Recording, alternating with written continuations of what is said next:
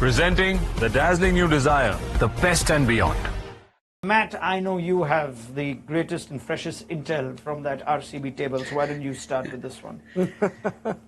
Well, I saw an interesting quote actually from Mo Bobat last night where he was sort of explaining some of the decision making that RCB had made, where he said, let's be honest, we've never won the IPL and they've always basically gone with the strategy of spending a lot on a small number of players. And he said that it was their target this year was to try and have a more balanced squad with a bit more depth. And you can see that probably by the fact that I think Hazelwood is the second biggest salary in that squad behind Kohli, and he's only on 12.5 crore, which if you compare it to pretty much every other team, I think is an unusually low salary for your second highest paid player. I think the one thing that sort of stood out for me for RCB was that they were clearly trying quite hard to get a left-handed batter in the top order. If you think they bid up to about 11 or 12 crore, I think, on Pant. They didn't initially go for Padikkal and got him back pretty late, having also missed out on what Nitish Rana they went for and didn't get. And Venkatesh Iyer, obviously, they bid very aggressively for. So I would think that they would probably be disappointed not to have a sort of more powerful, maybe left-handed top order bat, a domestic player in there.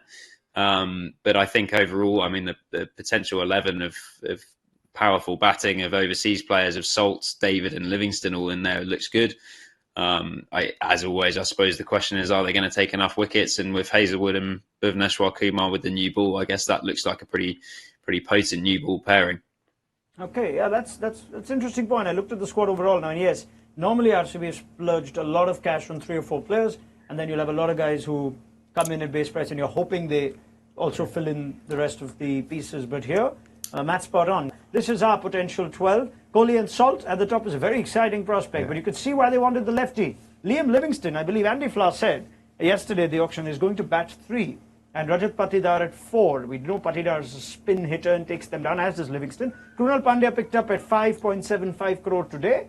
Jitesh Sharma, who could play the role of Dinesh Karthik and might even take the gloves ahead of Salt. They have 2 options there, 2 genuine options.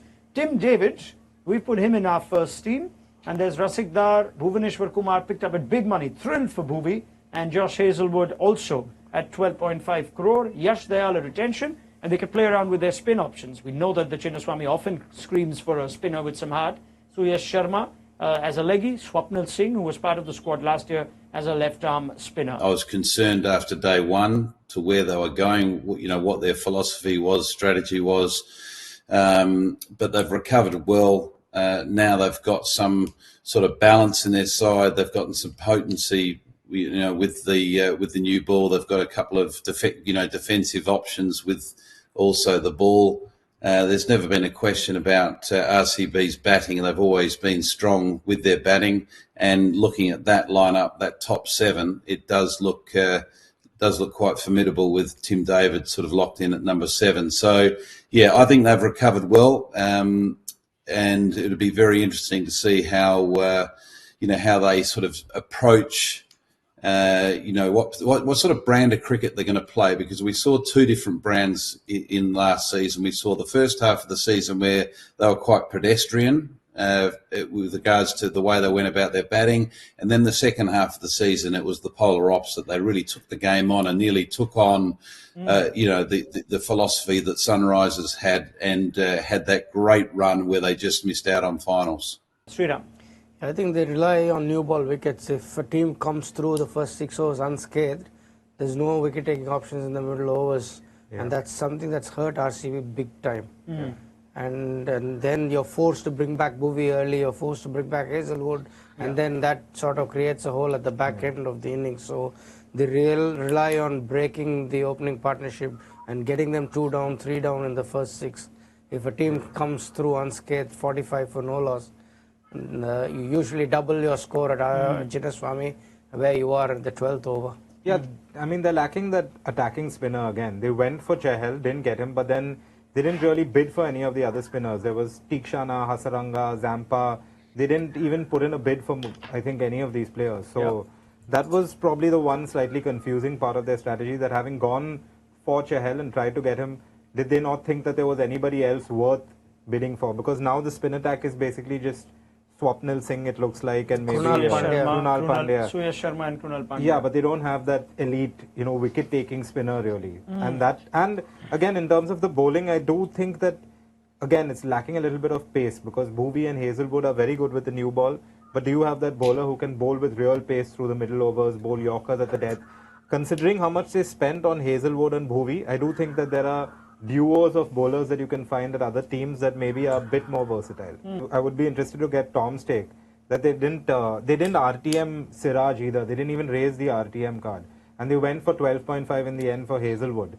Whereas Siraj, actually, if you look at his numbers, even last season had given them very good overs in the death. They clearly went with a lot of RTMs and didn't want either Jacks or Siraj. I think even Jacks. We should remember how Akash Ambani went and walked in and thanked the RCB management, which was a very unique gesture. But Tom, maybe just an opinion on that, on why they perhaps let go of some of their key players when they had the chance and the pulse to RTM?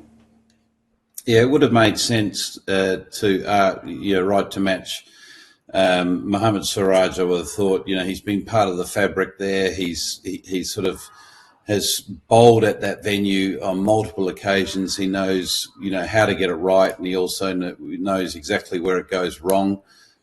He's had a good relationship with Kohli as well over that period of time. So I was surprised that, he wasn't brought back into the fold. Let's get ratings. Sriram. 7. Dustin? 6.5. Tom? 6.5 for me. Okay. Matt? I'll go 7. I think they actually recovered reasonably well. So for my good friend Andy Flower, I'm going to give him 7.5. Oh, wow. All right.